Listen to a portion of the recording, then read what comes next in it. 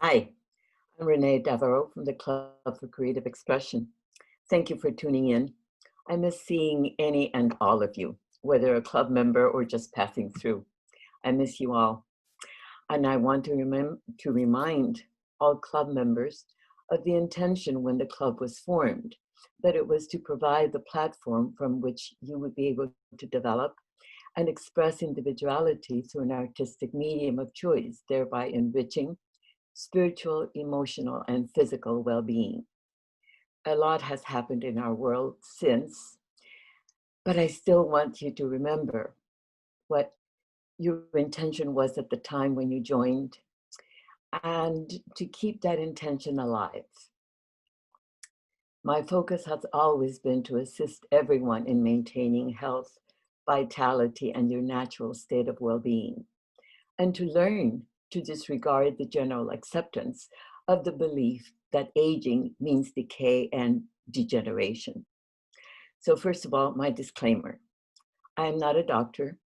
I am an integrative health coach, meaning I assist in maintaining balance through mind, body, soul integration.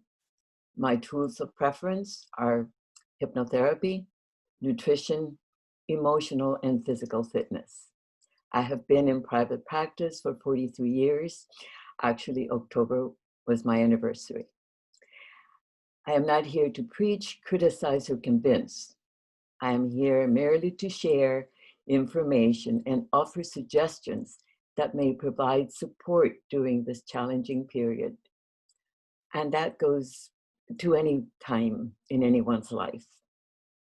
So my coaching is always based on natural therapies, which have helped thousands of clients over the past 40 plus years. I am still self-employed and I'm offering coaching and counseling on any of the areas of expertise on a donation basis by phone or in person if you are local.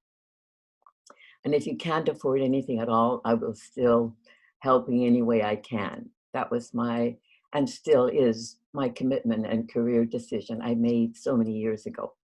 Do not suffer in silence. You can leave a voicemail or text at 949-295-8077. As stated previously, my focus is, always has been, and always will be on health. I realized at a very early age that without health, life is not really worth living. I was quite sickly in childhood and through my teens. Then I discovered that what I ate made a big difference. Hence, I developed a passion for sharing what I learned. I got my master's in health science and nutrition when I was 40. And even though I had done a lot to help myself, I still became seriously ill and received a devastating diagnosis that same year. I'm sharing that aspect of my life because I want you to know that I understand fear and the fear of dying very well. It's not a foreign subject to me. So today I want to share information with you in the hope I will inspire you to deal with the fear that may rightfully be showing up for many of you. I had not expected to be doing another show, but decided to do it because now I've been receiving many calls requesting assistance due to illnesses that are developing from the increasing stress levels. And I love to assist with fear and any other emotion that may be uncomfortable. So I sense that the tide has turned. Many are suffering, not feeling well, and are coming to the realization that those medications may not be helping you as much as you had hoped. So what I'm offering are suggestions you may want to consider and incorporate into your lifestyle. And you can start to feel better, even though your life has changed. And it may never be the same again. We don't know yet. Today, I want to discuss the most important factors in maintaining the health of your brain. So first and foremost, what you eat on a daily basis. I don't like the word diet because to me it means doing without, but perhaps that's precisely where we should start. There are many foods you must start eliminating if you haven't already. Anything prepackaged, processed, and sugar containing. No diet or system works for everyone, but everyone can benefit through the elimination of those foods. Everyone is unique in how the body digests and assimilates. Those foods, though, seem to aggravate digestion, assimilation, and elimination in everyone.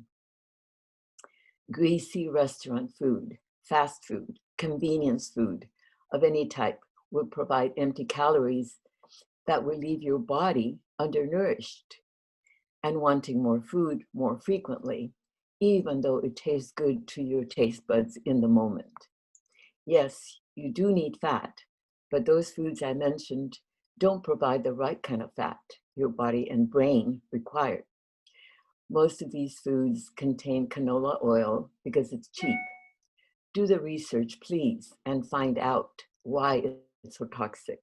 Do not for 1 minute think that because you're walking or exercising more, that will compensate for poor food choices or that the industry actually cares about your health. It won't. It doesn't. You're only fooling yourself. And I can't tell you how many times a client has said to me, but Renee, if it were bad for me, the manufacturer wouldn't use it, would they?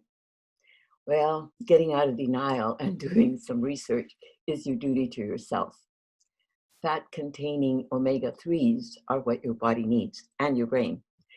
So salmon, sardines, nuts, avocados are at the top of the list. And just because somebody says to avoid carbohydrates, it does not mean it's a good idea.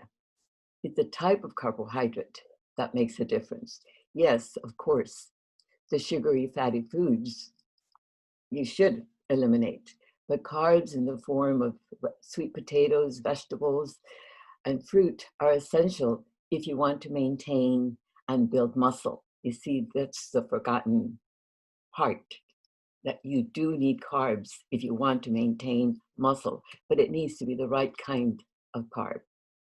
Also, it's your duty to stop being lazy and learn to cook if you don't know how. It does not have to be fancy, but your food needs to be a source of pleasure and nutrition. We've gotten spoiled by all that convenience food that is readily available. Don't go there. So the quality of the food you eat sets you up for regeneration or decay. I don't care how old or young you are. And if you believe that eating less and exercising more will help you lose weight, you may be surprised to learn that you're setting yourself up for what's called sarcopenia. You may lose weight, but it will be mostly muscle mass and bone. You really must prevent that as you age, since once lost muscle is pretty difficult to recover. You must eat in a manner which helps you increase your metabolism through exercise. Also, remember your heart is a muscle. Your metabolism is key to your health and well-being. Yes, there may be a tendency to slowing down as we age, but my question to you is, does it slow down because you're not as active? Or did you slow it down due to habits of feast or famine? Starvation diets will eventually make you very flabby. I've heard so many complaints from men and women as to how difficult it has become for them to maintain their weight. And really, all I need to ask is, how often do you diet? Know that when you diet, your body will go into conservation mode and slow down metabolic rate. Then when you get hungry, you get off the diet and probably binge on your favorite pasta, cheese, sweets, or what have you, causing this anabolic nightmare which makes you store every calorie as fat, making you twice as flabby. causing you to lose your waistline, develop a pot belly, and making you very unhappy. So how do you expect to remain vital with boundless energy and a full head of hair if you're constantly dieting and suffering hunger pangs? See, you must eat, but it's the quality of the food that's important. So this is really important since most people think that by losing weight, they will lose the fat rolls accumulating around the middle. And you know, it doesn't work that way. The reason is that you can live a lot longer on fat than you can on muscle. Consequently, when you diet, your body will assume there's a famine and start using muscle as fuel rather than fat. Remember what I said about the heart. It is a muscle. You will probably lose weight because muscle weighs more than fat, but you are really sabotaging yourself.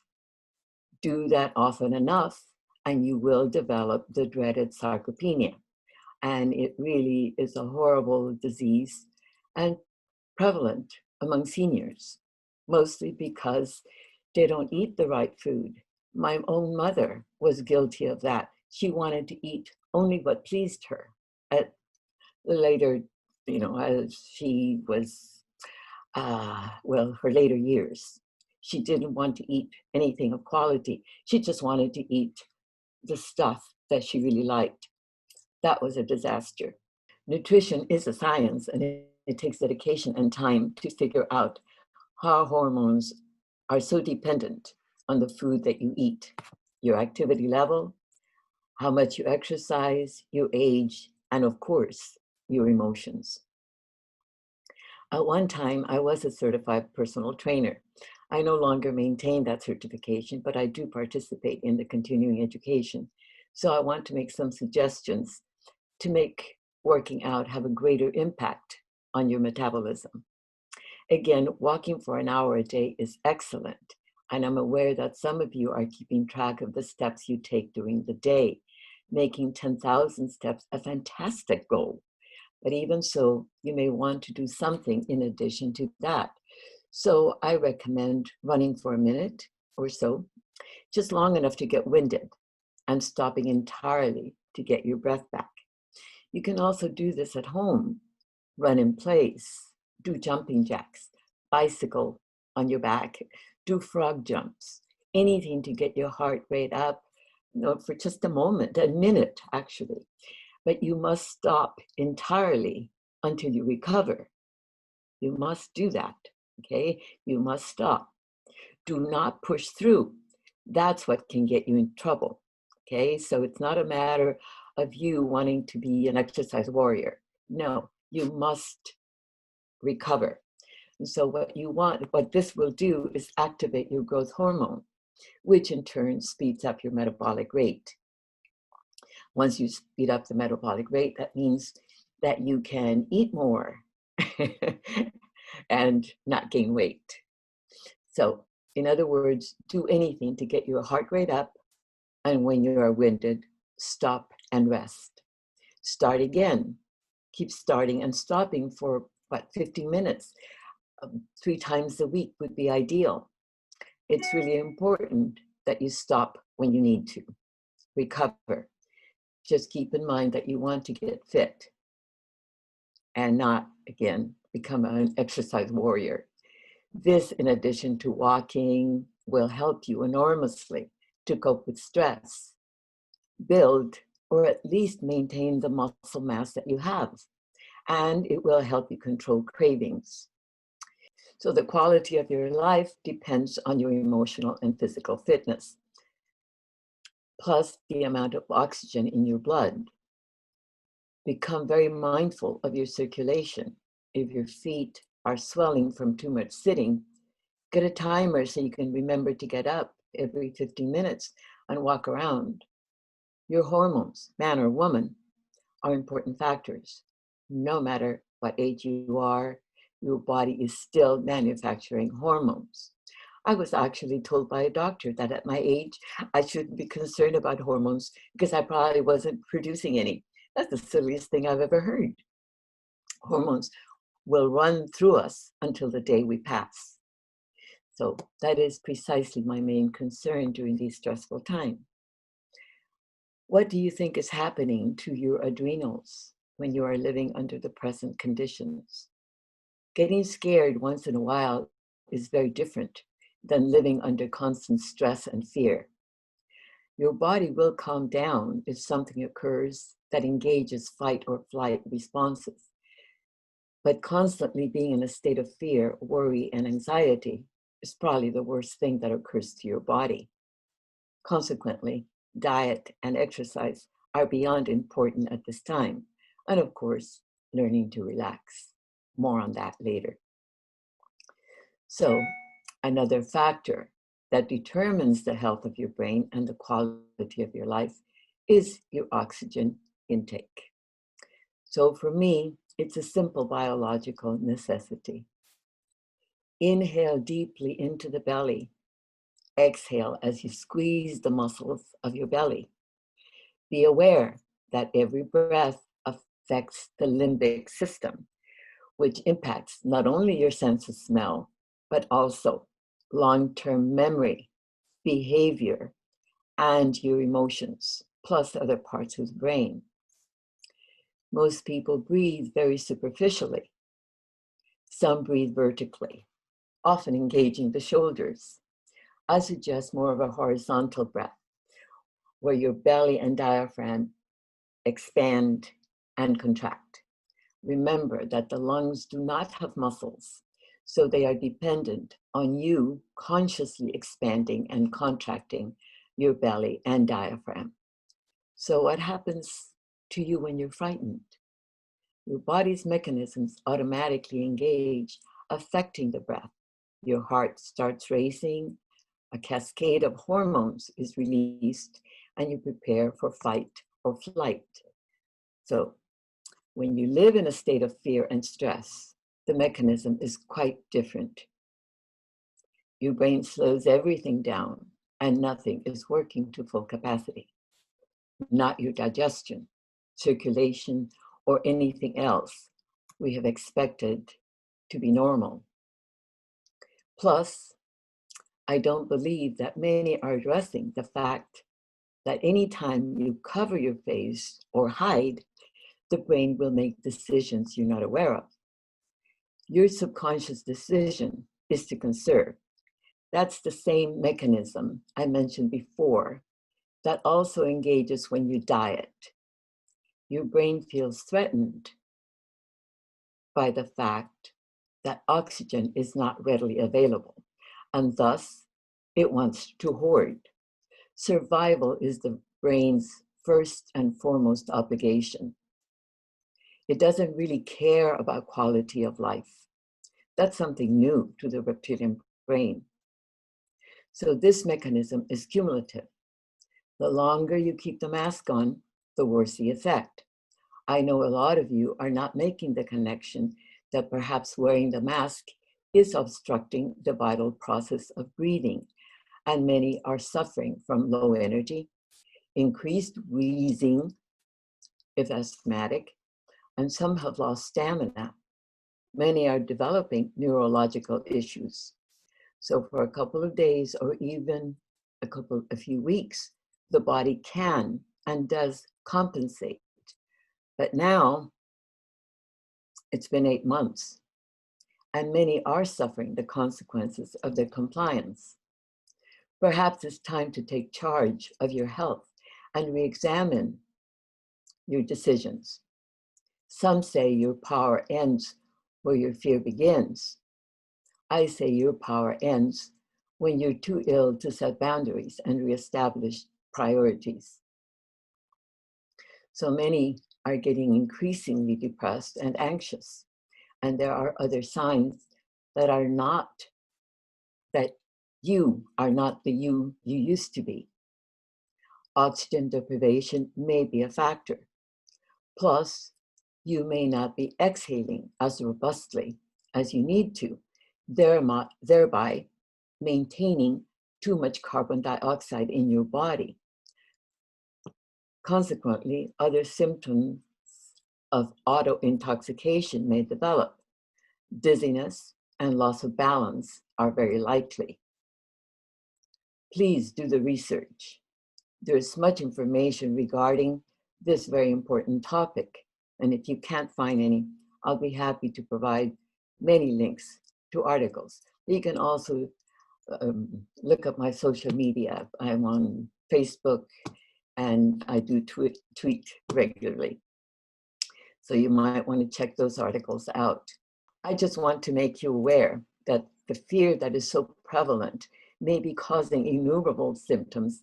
And I want you to know that if you're developing anything from headaches to ulcers, fatigue, chest pain, increased dependency on alcohol or drugs, you may want to examine just how upset you really are. Denial is huge because our culture has adopted the belief that grown people should always be strong and essentially suppress any feelings and emotions that are disturbing to them. If you've adopted this belief, you need to become aware that the conscious suppression of feelings sooner or later becomes an automatic repression by your subconscious.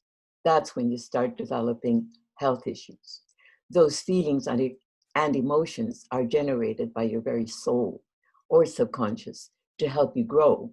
And by your determination to suppress, your body demands attention in any way it can, thereby upsetting you in other ways and wanting, some help. Normally, people reach out for some kind of medication. So I say to you, consider other options.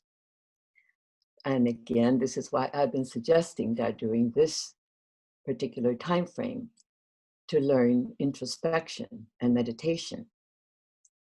Learn to relax, ask for help. Don't just assume that whatever problem is arising or has arisen, that it's just due to your age. Trust me, it's not. Spend more time in nature. Maintain your relationships. Start a project you thought you'd never have the time to do. Get creative. Exercise from head to toe. Your entire body has muscles that need exercise, including your face and eyes. Most people probably have been watching too much television, watching the media, which right there is enough to upset anybody, or the computer. So your eyes are fixated on screens. Not a good thing. Your eyes need movement. You must exercise them. Otherwise, you lose your peripheral vision. So practice moving your eyes. Get away from the screens. And what about hand-eye coordination? You see, remember, maybe you can take up playing jacks. Remember how? Or maybe just tossing a ball in the air and catching with the other hand. You must take care of yourself and all of your faculties. Stay flexible. Do yoga, but do something to revitalize yourself and take your focus off whatever is just grabbing your attention that shouldn't be. So maybe taking care of yourself can become your new hobby or your new creative endeavor. So we're on the subject of introspection. There's one more area that's been brought to my attention. Circumstances have changed for many of us, and many have children and family members who are concerned about your well-being. While I understand that there may be many reasons why changes in your living situation may be called for, do remember that you still are entitled to your preferences and opinions as to where and how you choose to live. Just because we have aged does not mean that we must abdicate our sovereignty to a family member who considers him or herself wiser in making decisions regarding your well-being. Only you are capable of doing that.